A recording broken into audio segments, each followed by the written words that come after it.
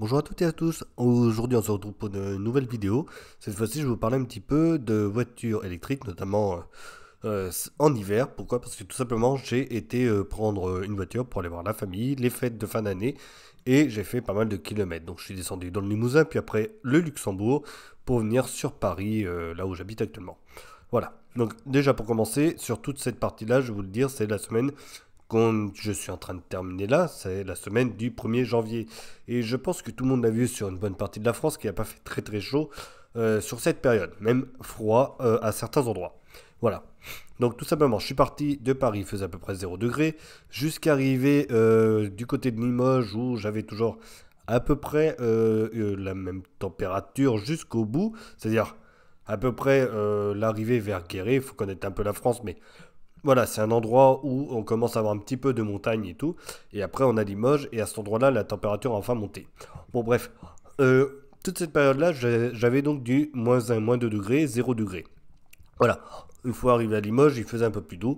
Et le soir, quand je suis allé du côté de Guéret, reparti sur des températures assez fraîches, et évidemment, les jours d'après étaient quand même froids. Une fois que j'étais parti du Limousin pour aller vers le Luxembourg, j'ai été jusqu'à des températures à -6 degrés. Vous allez voir justement les paysages que j'ai pu voir. Et c'est vrai que c'était quand même assez frais. Comment s'est comportée la voiture? Alors sur la conduite, il n'y a pas de problème. Voilà. Euh, Elle est toujours aussi agile, tout ça, il n'y a pas de problème. Par contre, sur la batterie, c'est là que ça va un petit peu changer. Et on va être un petit peu objectif 2 minutes, même si j'aime bien Tesla, même si j'aime bien les voitures électriques et les conduire, je trouve ça super bien. L'autonomie, c'était malheureusement pas ça du tout.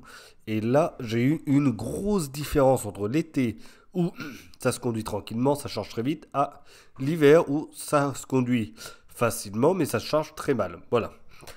On va dire c'est deux sens, deux poids, deux mesures, on va dire. C'est-à-dire qu'au lieu de charger à 170 kW, si j'arrivais à 100, j'étais déjà content. Voilà. Donc à 0 degré, elle avait du mal à préchauffer la batterie, la voiture. Ce qui m'étonnait quand même parce que, bon, 0 degré, c'est pas non plus extrêmement froid. -5, -6, je veux bien que ça commence à être froid. Mais bon, c'est vendu au Canada et tout, ces voitures-là. Donc, bon, voilà.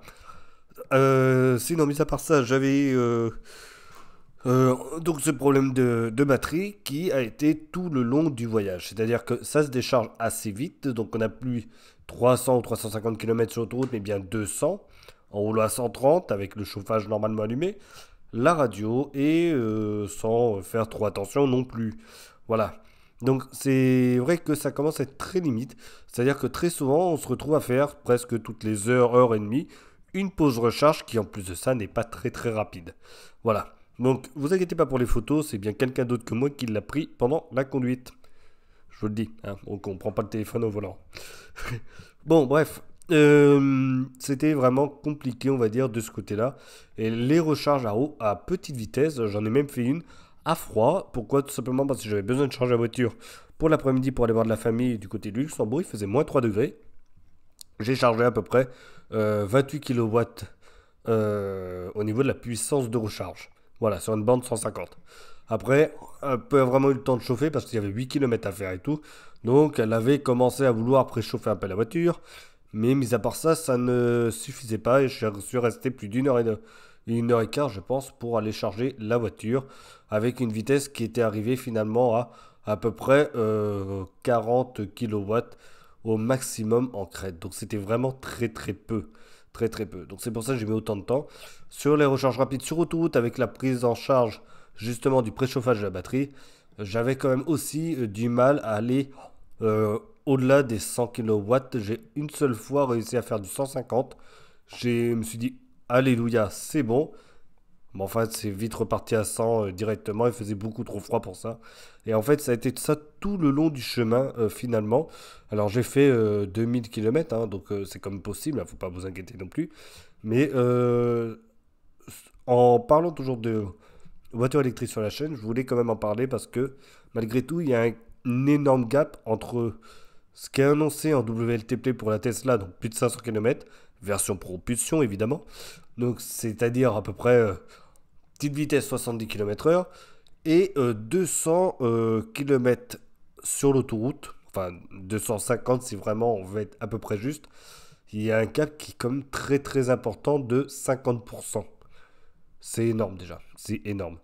Donc, et encore, comme je disais, il fait froid, mais c'est pas non plus l'extrême. Le plus bas que j'ai eu, c'était -6. Dans le Cantal, pas dans le Cantal, mais dans le Doubs, voilà. Donc certes, ça fait des beaux paysages et tout, c'est froid, mais c'est pas non plus la Norvège. Il fait pas -20, il fait pas -40 non plus. Donc malgré tout, c'est un froid assez contenu. C'est correct, c'est correct. Bon, bref, voilà, c'est ce que je voulais vous dire dans cette petite vidéo. Je m'arrête là. Mais en tout cas, c'est la petite expérience ou la mauvaise expérience entre guillemets que j'ai eue. Malgré que ça ne m'ait pas empêché de voyager, hein, loin de là. Mais au niveau des charges et des recharges, j'en ai fait beaucoup plus. Et les arrêts étaient quand même beaucoup plus longs. Et là, pour une fois, j'attendais vraiment après la voiture par rapport à d'habitude. Et même en mangeant, ça ne suffisait pas. Même si je mangeais mon petit repas de midi, c'est-à-dire un petit casse-croûte ou quoi que ce soit, il fallait attendre après la voiture, malheureusement. Et je ne sais pas si vous c'est pareil, mais c'est la première fois que j'ai ce souci-là, surtout avec des Tesla qui pourtant sont assez bonnes au niveau de la recharge, au niveau de la rapidité et au niveau de la conduite en général. C'est-à-dire qu'on ne pourra pas tant de temps que ça en temps normal pour faire la route avec une voiture Tesla qu'avec une voiture électrique. Si on prend en compte qu'on fait de temps en temps des pauses classiques pour se poser, se dégourdir les jambes ou prendre un petit café. Voilà, donc en temps normal, on fait toutes les 2h30, voire 3 heures, une petite pause de voilà, 10 minutes, un quart d'heure, le temps de prendre un café. Et on reprend la route. C'est à peu près ce qu'on fait en électrique. Bon, bref, on se retrouve pour une prochaine vidéo. Dites-moi ce que vous en pensez de celle-là. Si vous avez des petits soucis, notamment en hiver, avec votre voiture électrique au niveau de l'autonomie. En tout cas, moi, c'est ce qui m'est arrivé avec une voiture qui pourtant est normalement assez performante dans tous les cas. Voilà. Allez, on s'arrête là pour aujourd'hui. À bientôt. Portez-vous bien et bonne année, bonne santé quand même. Ciao.